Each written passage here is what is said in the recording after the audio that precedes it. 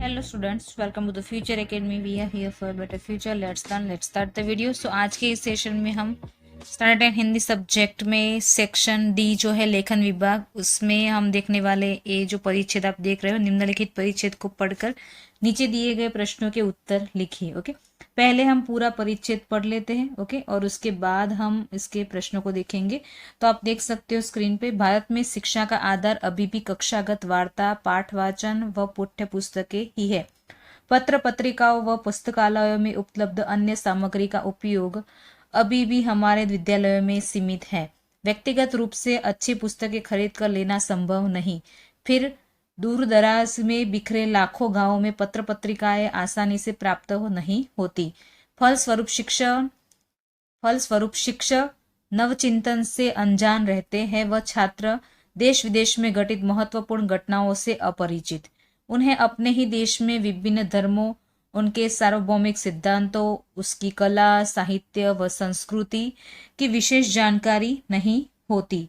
वे पढ़ लिख कर भी अनपढ़ से ही रहते हैं। ज्ञान के विस्फोट के युग में भी वे ज्ञान से अछूते, उसके प्यासे। ऐसा यहाँ पे पूरा पैराग्राफ लिखा है। आप समझ सकते हो कि यहाँ पे बताया गया है कि अभी भी हमारे देश में ऐसी है कि पाठ्य पुस्तकें ही हमारा एक सिस्टम है कि हम वहाँ पे पाठ्य पुस्तक ही पढ़ते हैं और अन्य जो सामग्री होनी चाहिए वो अभी भी उपलब्ध नहीं है।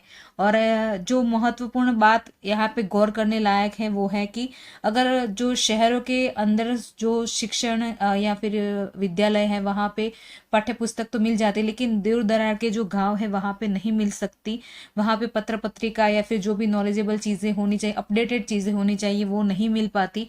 इस वजह से वहाँ पर जो ज्ञान मिलना चाहिए वो मिल नहीं सकता। ओके, तो प्रश्न देख सकते हैं 47, आज शिक्षा का आधार क्या है। ओके, तो आज शिक्षा का आधार क्या है, तो पैराग्राफ में हमने फर्स्ट लाइन में ही पढ़ा है यहाँ पे कि भारत में, या फिर लिख सकते हो कि आज शिक्षा का आधार कक्षा की जो वार्ता, ओके, कक्षागत वार्ता, पाठवाचन तथा पाठ्य पुस्तकें ही है। ये पूरा पहला प्रश्न का उत्तर हो गया।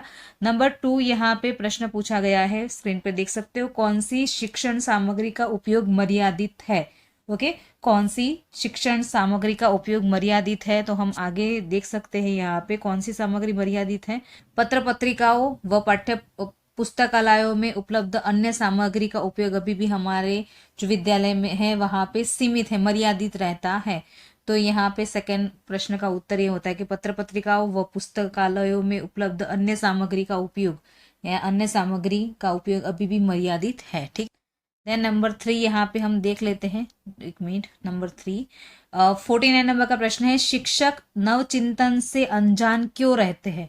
ओके, शिक्षक नवचिंतन से अनजान क्यों रहते हैं, ये प्रश्न है। तो यहाँ पे उत्तर यहाँ पे हम लिख सकते हैं कि शिक्षक नवचिंतन से अनजान इसलिए रहते हैं कि वह उनके लिए व्यक्तिगत रूप से अच्छी पुस्तकें जो होती है वो खरीद कर उनके लिए खरीद कर लाना संभव नहीं है। इस वजह से शिक्षक नवचिंतन से अनजान रहते हैं। ओके, ये यहाँ पे आप उत्तर लिख सकते हैं। देन नेक्स्ट नंबर 50 है, छात्र देश विदेश में घटित महत्वपूर्ण घटनाओं से अपरिचित क्यों रहते हैं। यहाँ पे यही लिखना है आपको कि अच्छी पुस्तकें और पत्र पत्रिकाएं जो है वो उनको आसानी से प्राप्त नहीं होती।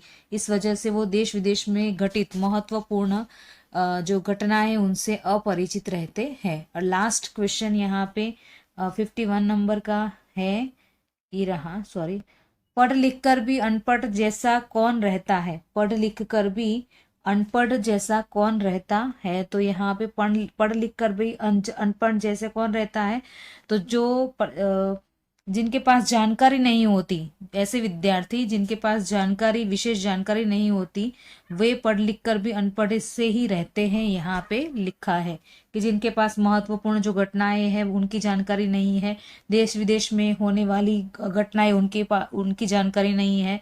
ओके, अपने ही देश के विभिन्न धर्मों, सार्वभौमिक सिद्धांतों, कला, साहित्य, संस्कृति विशेष जानकारी नहीं होती, वैसे लोग पढ़ लिख कर पर भी अनपढ़ जैसे रहते हैं।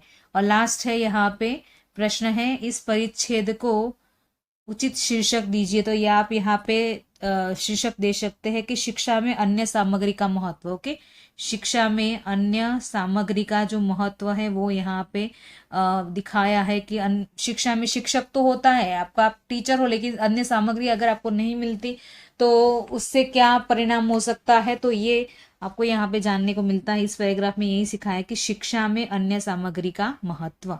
ओके, सो आई होप कि आपको ये पूरा समझ में आ गया होगा। मैंने मेरी तरीके से आपको समझाने की पूरी कोशिश की है। अगर वीडियो पसंद आता है तो प्लीज़ लाइक, शेयर और सब्सक्राइब करना मत भूलना। कभी कभार जल्दी जल्दी में बहुत ही गड़बड़ करती हूँ मैं पर चलता है। चलिए, अभी हम नेक्स्ट सेशन में दूसरा वीडियो लेकर आते हैं जिसमें हम कहानी या फिर पत्र लेखनी करेंगे। ठीक है, मिलते हैं नेक्स्ट सेशन में, तब तक take care all of you, bye.